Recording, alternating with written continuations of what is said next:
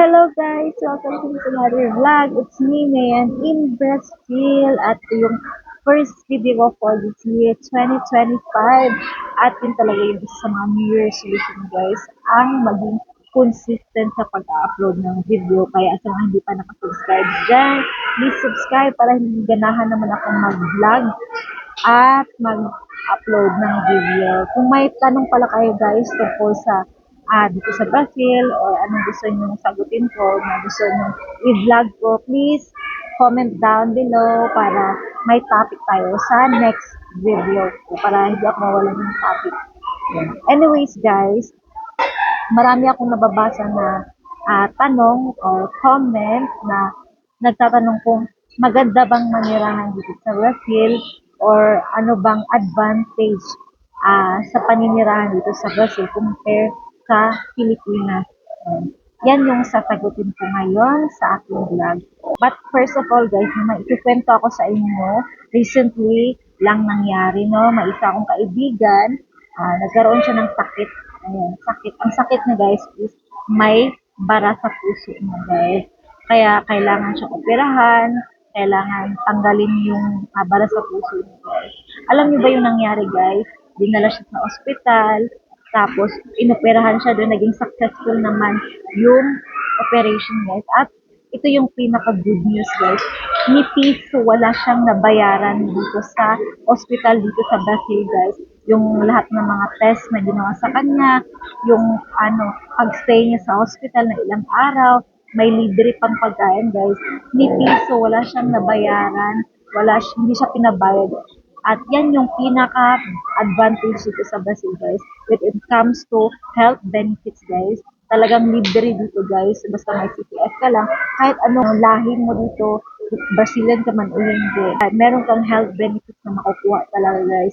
Pwede ka talaga magpatingin, magpa-check up sa mga public hospital at libre lahat yun guys. At saka marami silang benefit dito guys, tulad na pension, mga maternity leave, mga disability benefit, at saka meron silang kaayuda din sa mga mahihirap guys. Madaming at ang government nila dito guys, naglalaan talaga ng pondo dahil pinapahalagan talaga nila ang buhay ng tao. Actually guys, dito sa Brazil marami kang makikita ng mga park, mga ayun, every bayho, ang tawag na bayho, parang every barangay nila dito guys, mayroon silang in-install na mga equipment para makapag-exercise ka ng libre. Marami silang ginagawang fun run, marathon. Kaya maganda talaga dito sa Brazil when it comes sa health benefits guys. Pagdating naman sa sahod dito guys, talagang hindi masyadong kalakihan yung sahod dito. Kasi yung minimum wage nila guys, dati is 1.4, pero ngayong year nagtaas sila ng 1.80. So, ang minimum wage na ngayon dito sa Brazil is 1.5 na guys, which is, kung i-convert mo sa peso, is parang 15,000 lang siya, or 14 to 15,000 lang siya. Pero okay na rin yung dito guys. Pero actually, kung ma-discard ka lang talaga, marami talaga makukunan ng mga trabaho dito at mas lalo pang lalaki ang sahod dito. Depende din talaga sa yung hard work at skills talaga. Yun din guys, ang benefit, kahit advantage dito sa work. Kasi kahit foreigner ka, pwede kang mag-invest dito ng negosyo, pwede kang makapag-start talaga ng business dito guys. Ang talagang pwedeng gawin dito sa Brazil as a foreigner guys, kasi open country dito guys. Ayan. Basta wag lang tayong gumawa ng kalokohan dito sa Brazil, ay pwede tayong maging masagana dito sa Brazil.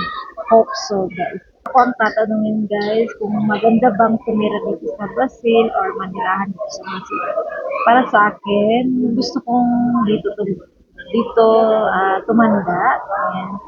Pero although gusto ko naman umuwi sa Pilipinas, 10 years na ako dito sa Brazil, isang beses pa lang ako nakauwi sa Pilipinas. Gusto ko talagang umuwi, pero as much as possible, gusto ko talagang tumanda dito. Pero who knows, diba? Hindi natin alam yung future natin. So, yan guys. Salamat sa inyong panonood guys.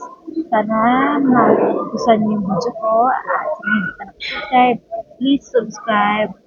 Thank you for watching. Ciao, ciao. Bye-bye.